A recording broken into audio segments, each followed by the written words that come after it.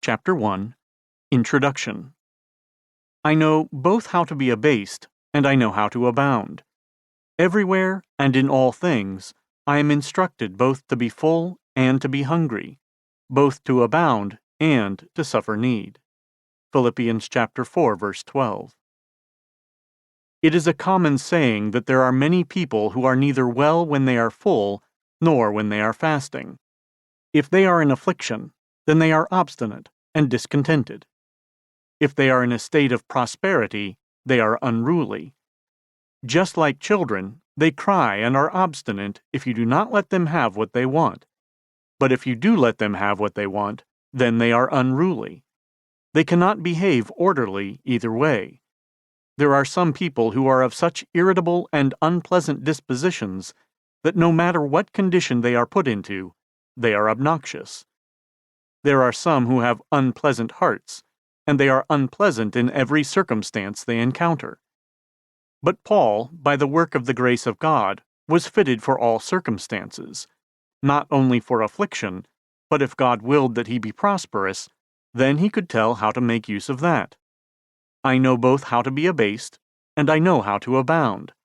Everywhere and in all things I am instructed both to be full and to be hungry, both to abound and to suffer need.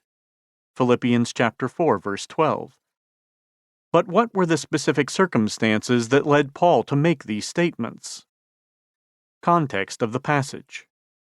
Besides the apostolic call Paul had to preach to all nations, he had a special, extraordinary call to preach to these Philippians. And a vision appeared to Paul in the night. There stood a man of Macedonia, and prayed him, saying, "Come over into Macedonia, and help us." Acts chapter 16, verse 9. Philippi was the first place in Macedonia where he preached. It was a chief city in that part of Macedonia. Chapter 16, verse 12. But was Paul encouraged by the fruit of this extraordinary call? One would have thought that the people would have immediately come to embrace the gospel, that the hearts of the people would have been mightily stirred.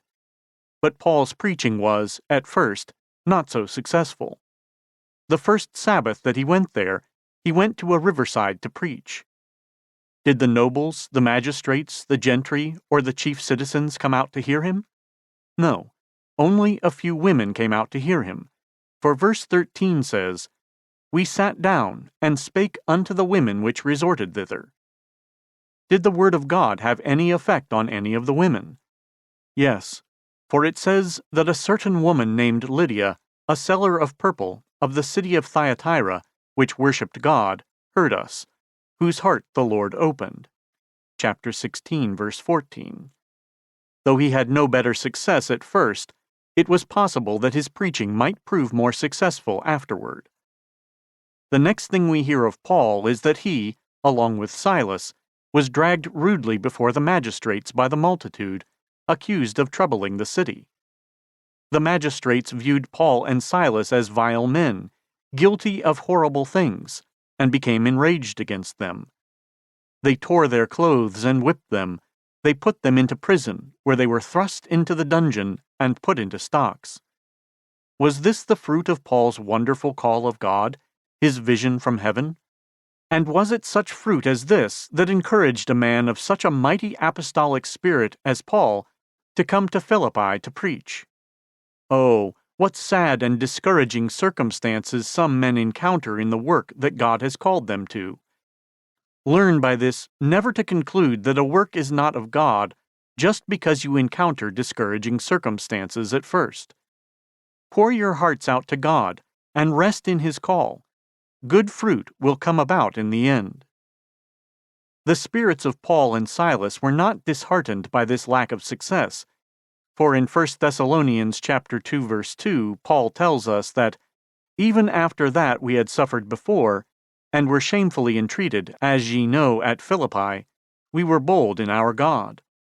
There was finally a church in Philippi that was as free from contamination and as eminent in godliness as any. Though men may scheme, condemn, and cast dirt upon a certain movement, even stirring up the authorities and the people against it, still it may prevail at last.